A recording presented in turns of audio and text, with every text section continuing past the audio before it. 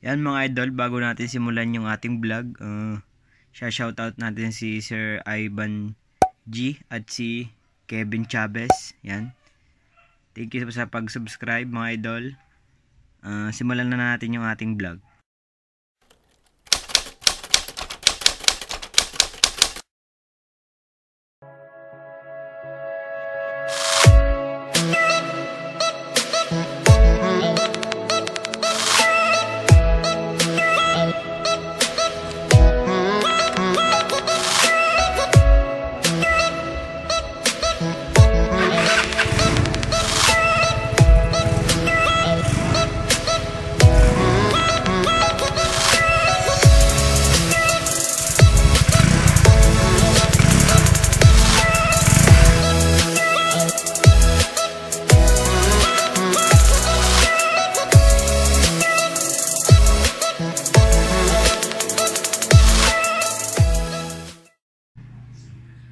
Welcome nga pala mga idol sa bagong episode ng ating vlog. Bale, sa episode na to is nakikita nyo naman yung mugs natin, parang na-rape yan. Bale, ang ginawa ko dyan is kiniskis ko siya, nilagyan ko siya ng paint remover. Hindi naman gumana yung paint remover. Bulok din akong gumawa. Kiniskis ko siya ng steel brush. Di yun, nagkagas-gas na siya. Bale, sa episode na to is papalitan natin yung mugs natin. Papakita ko na lang yung mugs maya lang. Tapos kaya naman magpapalitin ako mugs is hahabol tayo sa anniversary ng stands dito sa lugar namin. Yan, bale gagawin natin is tatagtagin natin yung gulong, lilipat natin to sa bagong mugs, tapos pagbebenta natin yung mugs. Yan, kasama na yung mga stock parts na pinagpalitan natin. Yan. Sige mga idol, papakita ko sa inyo yung bago nating mugs.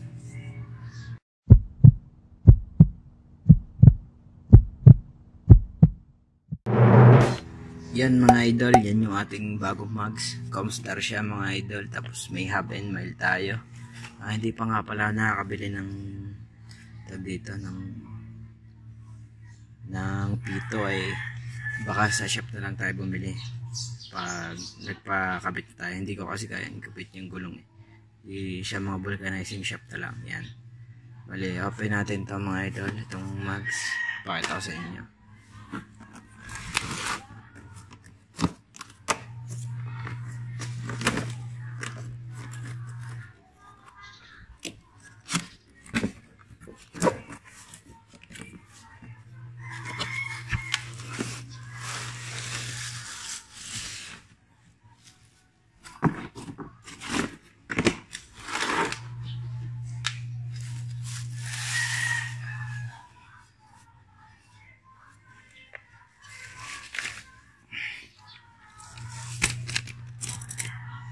Yan mga lodi, yung bago nating mugs. Yan, yan na lang munang sa unahan para ganoon din naman yung style dun sa likod. Yan, try natin to, bagay talaga. Yan mga lodi, kita nyo naman, bagay na bagay. Sige mga idol, i-install na natin yan maya lang. Tagtagin muna natin yung mugs nating pagpapalitan. Sige mga idol, stay tuned. Yan mga idol, kailangan natin tong hindi siya naikot. Bale, higpitan natin to para tagtag natin yung tornilyo niya, kasi nalaban din yan Yan, hanggang sa hindi na nagalaw yung mugs. Yan, hindi na siya nagalaw, para matagtag natin yung tornilyo niya. Nga pala mga idol, 27 yung 27mm yung kanyang sukat ng kanyang tornilyo. Bale, yung aking tip lang sa inyo mga idol, huwag kayong bibili ng ganitong alloy kasi madaling mabilog siya mga idol. Kita nyo na may pingas na siya. Yan, bali baka palitan natin siya mga idol. Sige mga idol.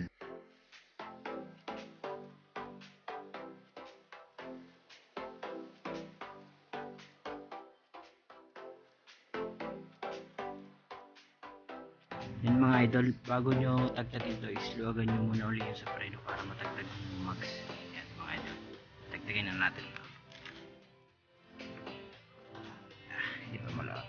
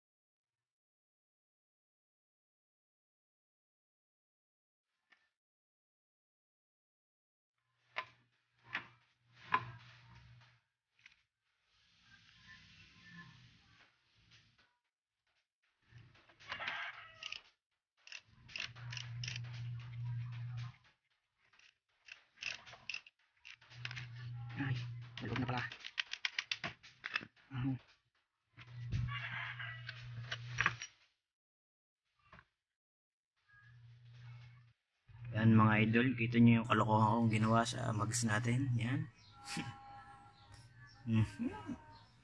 Sinayang lang mga idol. Yan. Kayong gagaya sa akin. Yan mga idol. Sige. Kabit na natin yung gulong sa bago nating mags mga idol. Sige. Stay tuned.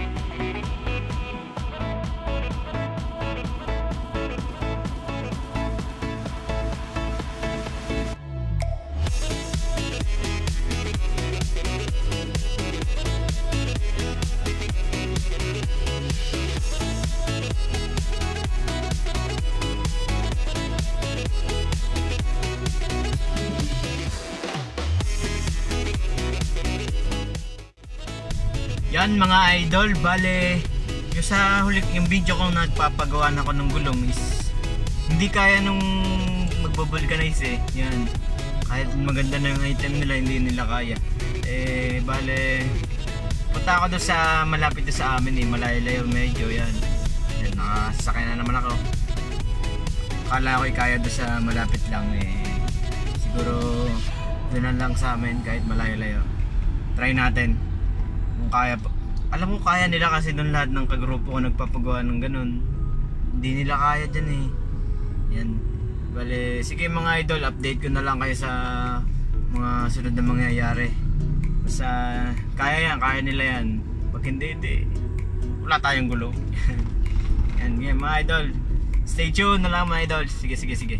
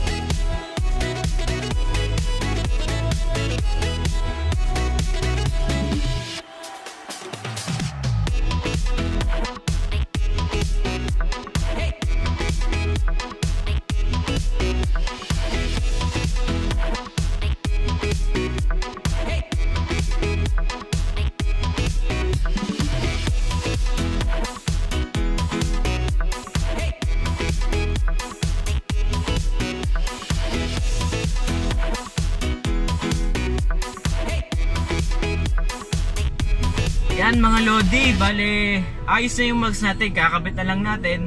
Yan, bale dun nga pala sa vulcanizing yun, kita nyo naman, ang galing nila no, mga pro. Hindi katulad doon sa masasabi ko nga talaga na kahit gaano kaganda yung facility nyo, ganyan facility nyo o equipment nyo, kung yung mga tauhan nyo is hindi maalam, yan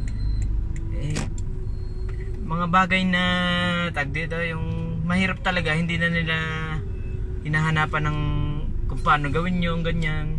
Bale, sa shop na yun, sa vulcanizing yun, yung kanilang mga equipment, parang ano lang sila, yung normal na vulcanizer, parang dati ngayon nagsimula lang talaga sila sa wala talaga sila equipment, sikwat lang na sikwat, ganyan, isa yung tao. Ngayon is madami na ang tao sila, yung mga nasa 5 silang naggagawa doon, tapos napaka-accommodating nila mag-ano sa mga customer nila, ganyan.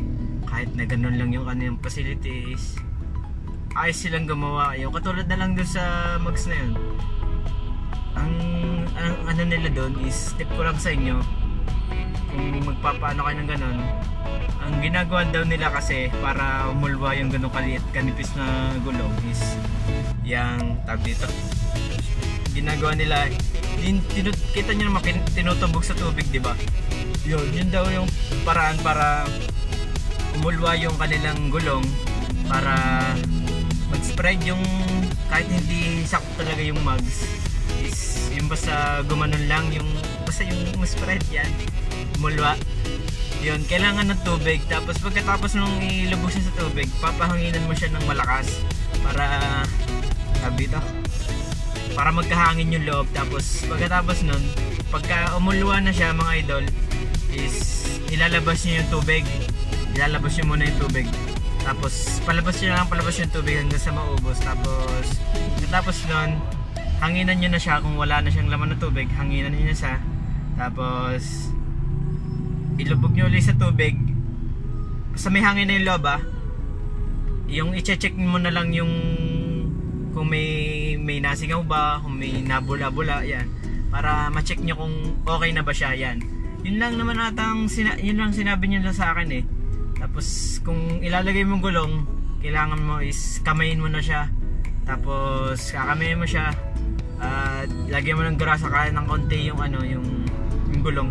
Sabi din nila, dahil yung una kong pinagpuntahan is dinamihan niya ng grasa talaga, hindi kasi siya maalam, yan, dinamihan niya ng grasa. Pagkatapos nun, hindi siya umulwa kasi madulas talaga. Sabi naman nung yung magbubulkanize doon, boss, hindi talaga to ulwa kasi sobrang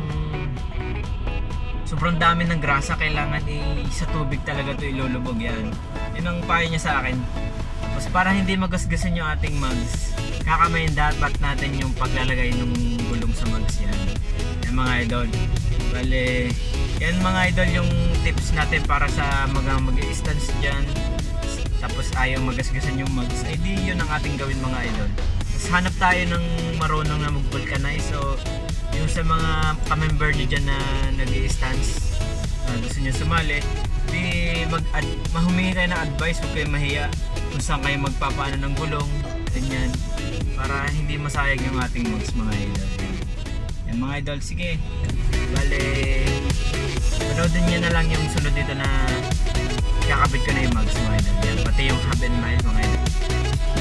Yan mga idol, ikakabit na natin yung mugs natin. Yan, okay na sila. Okay mga idol.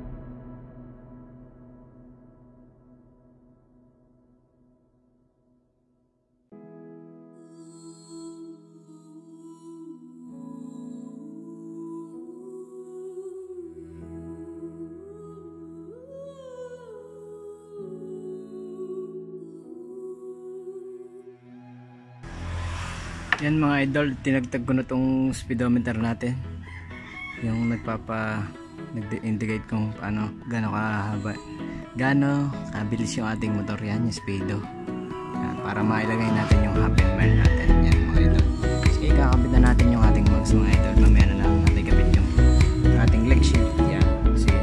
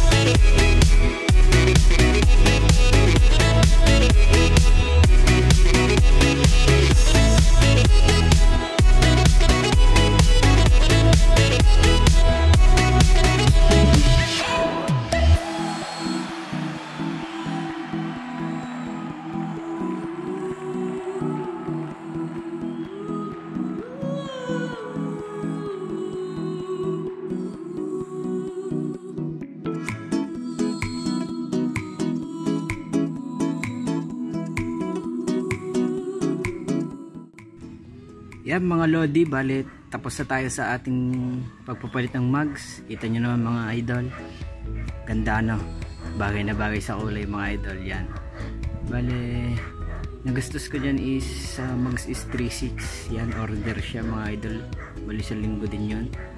Tapos sa pito is 40 yung isa, di bale dalawa, di 80. Tapos ang pakabit ng gulong is 60. Tapos yung hub and mile is nasa 350 mga idol. Yan. Tapos kung tinatanong nyo kung gaano kababa yung aking shock sa una, natabasan ko yung mga idol. Bale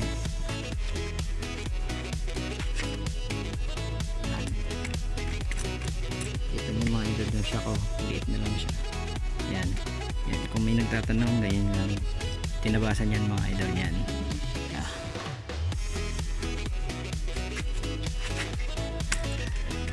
Yan, bali mga idol, amang-amang na lang sa next vlog. Baka matagal lang tayo kasi wala na tayong budget eh. Bili na natin ng mugs. Yan. Yan mga idol, salamat sa panonood. Subscribe kung hindi pa kayo nagsusubscribe. Like nyo tong video, comment down below kung magpapa-shoutout kayo mga idol. Yan. Thank you. Thank you.